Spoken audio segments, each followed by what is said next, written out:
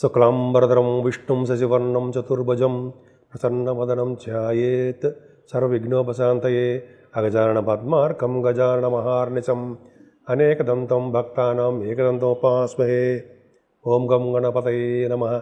ఓం శ్రీమాత్రే నమః. ఓం శ్రీ గురుభ్యో నమః. నేను మీ వాడ్రే ఆదినారాయణరావు. ఇప్పుడు మనం 13 ఏప్రిల్ నుంచి 19 ఏప్రిల్ 2025 అంటే ఈ వారం రోజులు కూడా ఈ వీక్ అంతా అనుకోవచ్చు.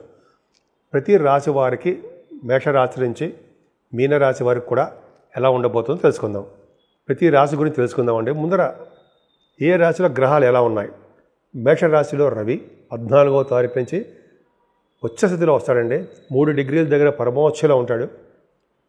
వృషభ రాశిలో గురుడు, అలాగే కుజుడు కర్కాటక రాశిలో ఉండడము, ఆయన 3 డిగ్రీస్ దగ్గర నీచ స్థితిలో ఉండడము, చంద్రకేతువులు కన్యారాశిలో ఉండడము, అంటే 13వ తారీఖునే కన్యారాశిలోకి చంద్రుడు వస్తాడు.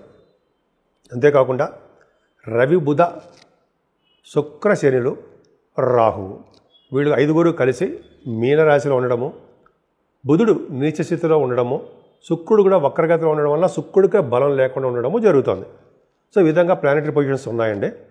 వృషభ రాశి అండి, వృషభ రాశి వారికి రాశిలోనే గురుడు ఉండడం మంచి అదృష్టం అండి. స్థిరమైన కోరికలు, స్థిరమైన స్వభావం కలిగి ఉంటారు. సజ్జనులతో సావాసం ఉంటుంది. అలాగే స్త్రీలలో శ్రేష్ఠుడు అనిపించుకుంటారు మీరు. అద్భుతమైనటువంటి ఫలితం బాగా ఉంది. గురుడు కాబట్టి పుత్ర సంతాన యోగం ఇవ్వడానికి కూడా రాశిలో ఉండడం వల్ల సంతాన యోగము, విద్యలో బాగా రాణించడం జరుగుతుంది. ఫైనాన్షియల్గా అంటే ఆర్థికంగా ఏమాత్రం ఇబ్బంది పడరు. ఎందుకంటే మీ రాశ్యాధిపతి రాశ్యాధిపతి కాదు, మీ ద్వితీయాధిపతి అంటే బుధుడు లాభస్థానంలో ఉండడమే కారణము. లాభంలో రవి బుధుడు ఉన్నారు కాబట్టి అద్భుతంగా ఉంటుంది. అంటే ఆర్థికంగా నిలదొక్కుంటారు. పాటలు పాడే వాళ్ళకి, సింగర్స్కి చాలా మంచి కాలం అని చెప్పచ్చు. అద్భుతంగా ఉంటుంది వాళ్ళకి. విదేశాల్లో కూడా ప్రోగ్రామ్స్ ఇవ్వడానికి కూడా అవకాశాలు ఉన్నాయి. యాంకరింగ్ వృత్తిలో ఉన్న వాళ్ళకి చాలా మంచి బాగుంటుంది. సంగీత సాధన మీరు బాగా చేసి తీరుతారు. అలాగే దగ్గర ప్రాంత ప్రయాణాలు మీరు చాలా అద్భుతంగా చేస్తారు. మీ తోబుట్టువులు కలుస్తారు. కానీ మీ తమ్ముడికి కొద్దిగా చిన్న హెల్త్ ప్రాబ్లమ్స్ రావడమో, అయితే మీరు ప్రయాణాలు చేసేటప్పుడు చిన్న చిన్న దెబ్బలు తగ్గడమో జరగడానికి అవకాశాలు ఉన్నాయి. ఏదైనా చదువు విషయంలో మీరు ఏం ఆటంకాలు ఉండవండి. ఖర్చులు అధికంగా అవుతూ ఉంటాయి మీ చదువు విషయంలో. అంతేకాకుండా మీరు తల్లిగారికి ప్రేమ, అభిమానాలు పర్ఫెక్ట్గా బాగున్నాయి. ఆవిడ వలన మీకు ఖర్చులు అధికంగా ఉంటాయి. మీరు ఆవిడకి ఖర్చులు ఎక్కువ పెడుతూ ఉంటారు. ఇదో 2 ఒకటే అనుకోండి. సో అద్భుతం, మంచి, చాలా అద్భుతంగా మంచిది. అలాగే భూములు, వాహనాలు, గృహాలు వాటందరూ అవే వస్తాయి. వ్యవసాయదారులకు పంటలో నష్టం రాకుండా లాభాలే ఉంటాయి. సంతానం విషయంలో మీకు మాత్రం ఏ ప్రాబ్లం ఉండదండి. పైగా చంద్రుడితో కలిసిన కేతు కాబట్టి పుత్రికా సంతాన యోగం కలుగుతారు. స్టాక్ మార్కెట్లో, షేర్ మార్కెట్లో కూడా స్టాక్ అండ్ స్టేట్స్ అంటాం కదా, వాటిలో మీకు బాగా కలిసి వస్తుందన్న సందేహం లేదు. సక్సెస్ అవుతారు. స్పెక్యులేషన్లో మీకు బాగా రాణిస్తుంది. అంతేకాకుండా సాహిత్య రంగంలో, కళారంగంలోనూ సాహిత్య రంగంలో ఉన్న వాళ్ళకి, రచయితలకి చెప్పచ్చండి బాగా కలిసి వచ్చే కాలము. వాళ్ళ జీవితాంతం కూడా డబ్బులు సంపాదించుకుంటుంటారు. ఈ రచయితలుగా బాగా పేరు ప్రఖ్యాతులు తెచ్చుకుంటారు. అలాగే కొరియోగ్రాఫర్స్కి చాలా బాగుంటుంది. వివాహాది వేడుకలు మీ ఇంట్లో జరగడానికి అవకాశం ఉంది. భార్యాభర్తల యొక్క అన్యోన్య దాంపత్య జీవితం కూడా చాలా బాగుంటుంది. దాంపత్య జీవితం అంటే అద్భుతం కదండి. అలాగే భార్యాభర్తల యొక్క అనురాగం బాగుంటుంది. అంతేకాకుండా సకాలంలో పెళ్ళిళ్ళు జరుగుతాయి. మీరు కోరుకున్న సంబంధాలు రావడానికి కూడా అవకాశాలు ఎక్కువ. ఏదేమైనా భాగ్యస్థానాన్ని గురుడు చూడడం వల్ల, భాగ్యాధిపతి కూడా బాగుండడం వలన మీరు తీర్థయాత్రలు చేయడము, గురువుగారులు పీఠాధిపతులతో కలవడము, అలాగే కాశీ వంటి క్షేత్ర దర్శనాలు, గంగా స్నానాలు, కాలభైరవాష్టమి, కాలభైరవుడు ఉంటారు కదా, ఆయన దర్శనము చేయడము, విదేశాలకు వెళ్ళడం జరుగుతుందండి. మీరు ఉన్నతమైన విద్య రీత్యా విదేశ పర్యటన మీకు ఉంది. మీ పర్సనల్ పనులు, షూటింగ్లు రీత్యా, అలాగే మీకు విదేశాలు, వ్యాపారాల రీత్యా విదేశాలు వెళ్ళడము, అంటే గవర్నమెంట్ సంబంధించిన వ్యవహారాల్లో మీరు ఉండడము, అది విదేశీ వ్యాపారాలతో మీకు లింక్ కూడా ఉండడం జరుగుతుందండి. వ్యాపార అభివృద్ధి బాగుంటుంది.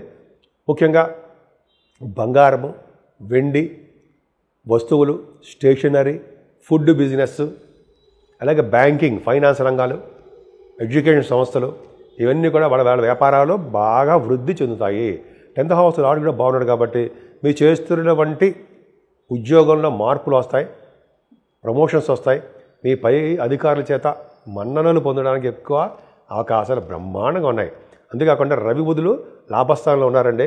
రవి బుధులు లాభస్థానంలో ఉండడం వలన విశేషమైన సంపదలు, అదృష్టము, ఫైనాన్స్ అండ్ అకౌంట్స్ రంగంలో ఉన్న వాళ్ళకి చాలా బాగుంటుంది. ఈ ఆస్ట్రాలజర్స్ ఉన్నారు కదా మీ దాంట్లో, వాళ్ళకి బాగుంటుంది. అలాగే బుధ శుక్రుల కాంబినేషన్ వల్ల తరచూ మీకు కళారంగంలో బాగా అభిరుచి ఉంటుంది. భూములు కొనుగోలు చేస్తారు మీరు. అంతేకాకుండా తరచూ మీరు ఎక్కువగా మీటింగ్స్లో పాల్గొనడానికి మీకు అవకాశాలు ఎక్కువ ఉన్నాయి. అంతేకాకుండా శని శుక్రుల కాంబినేషన్ వల్ల కూడా రచయితలుగా మీరు బాగా పేరు ప్రఖ్యాతులు తెచ్చుకుంటారు. మీరు ఉన్నంతకాలము మీ జీవితాంతం కూడా రచయితలుగా ఉండి ధన సంపాదనలు, పేరు ప్రఖ్యాతులు మీరు తెచ్చుకుంటారంటే సందేహం లేదు. అలాగే శుక్రుడితో కలిసిన శని, లాభంలో శని రాహువులు బ్రహ్మాండం కదండి, విపరీతమైన ధనయోగాన్ని కలిగిస్తూ ఉంటారు. 3 ప్లానెట్స్ రవి,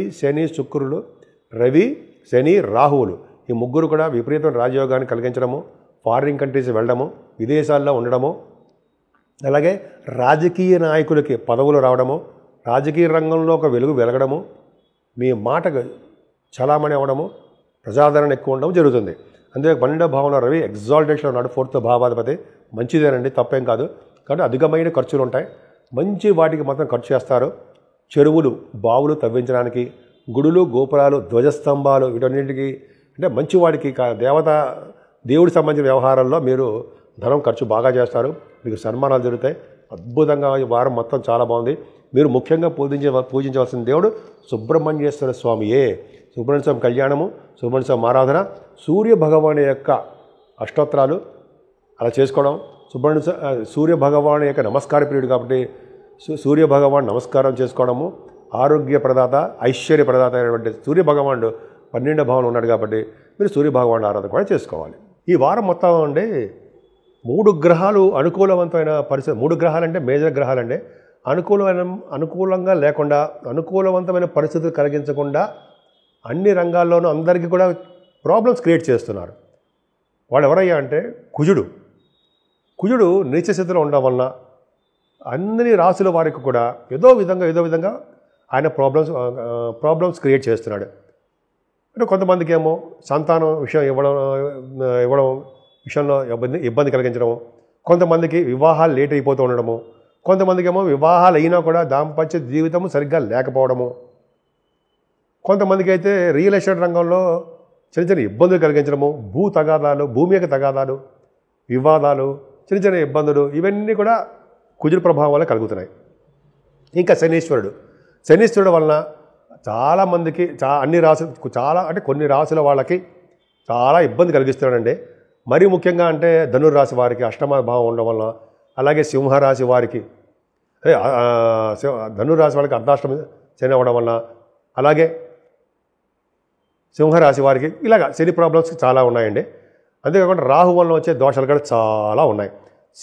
శనీశ్వరుడు, రాహువు, కుజుడు, ఈ మేజర్ గ్రహాల యొక్క పరిహారం చేసుకుంటే సరిపోలా అన్ని రాశుల వాళ్ళు ఏం చేసుకోవాలి? ఏం లేదండి, మొట్టమొదటిగా మనం కుజుడు గురించి చెప్పుకుందాం. సుబ్రహ్మణ్య స్వామి ఆరాధన చేసుకోవడం వలన, సుబ్రహ్మణ్య స్వామి కళ్యాణాలు చేయించుకోవడం వలన, సుబ్రహ్మణ్య స్వామి అష్టోత్తరాలు మన ఇంట్లోనే చేసుకోవడం వలన నిరంతరము ఓం సం శరవణ భవాయ నమః మూల మంత్రం జపించడం. ఓం సం శరవణ భవాయ నమః, ఓం సం శరవణ భవాయ నమః, ఓం సం శరవణ భవాయ నమః మూల మంత్రాన్ని జపించడం వలన కుజుడి వలన వచ్చే దోషాలు చాలా మటుకు పరిహారం చేసుకోగలం. అలాగే శనీశ్వరుడికి ఏంటంటే శివుడికి అభిషేకాలు చేయించుకోవాలండి. ఫస్ట్ పాయింట్ శివుడికి అభిషేకాలు చేయించుకోవడము. రెండోది ఏంటంటే వెంకటేశ్వర స్వామి దగ్గర ధ్వజస్తంభం ఉంటాం, లేకపోతే వెంకటేశ్వర స్వామి దగ్గర టెంపుల్స్లో ఒక అఖండమైన దీపారాధన, పెద్ద ఒత్తి వేసి నిండా నూనె పోసి దీపారాధన చేయడం వలన శనీశ్వరంలో వచ్చే దోషాలు పరిహారం తీరుతాయంటే సందేహం లేదు. అంతేకాకుండా ఆంజనేయ స్వామి ఆరాధన, అప్పాలు, నైవేద్యాలు చేసుకోవడం వల్ల, అలాగే అమ్మవారి యొక్క ఆరాధన, అమ్మవారి యొక్క చండీ హోమాలు, కుంకుమ పూజలు ఇలాగా చేయించుకోవడం వలన అమ్మవారి చేయించుకోవడం వలన మనకి శని వలన, రాహు వలన, కుజదోషం వలన వచ్చే దోషాలు హరించమంటారా? పోవంటారా? తక్కువగా ఉండమంటారా? అసలు లేకుండా ఉంటాయంటారా? ఎంత బాగుందండి, అవునా? నిజంగా అంతే. సో మనం దేవుడి యొక్క ప్రభావం ఉండాలి. దైవ దర్శనాలు చేసుకుందాం. అన్నిటికన్నా ముఖ్యమైనది ఎటువంటి కష్టాలు వచ్చినా, ఎటువంటి నష్టాలు వచ్చినా, ఎటువంటి సుఖదుఖాలైనా మనల్ని వెన్నంటి కాపాడి మనకి ఎటువంటి కష్టాలు వచ్చినా ముందు ఉండే భగవంతుడు ఒక్క శ్రీరామచంద్రుడే. ఆ శ్రీరామచంద్రుడు నిరంతరము రామా రామా రామా అనుకుంటే మనకు అన్ని కష్టాలు తొలగమంటారా? మీరే ఆలోచించండి.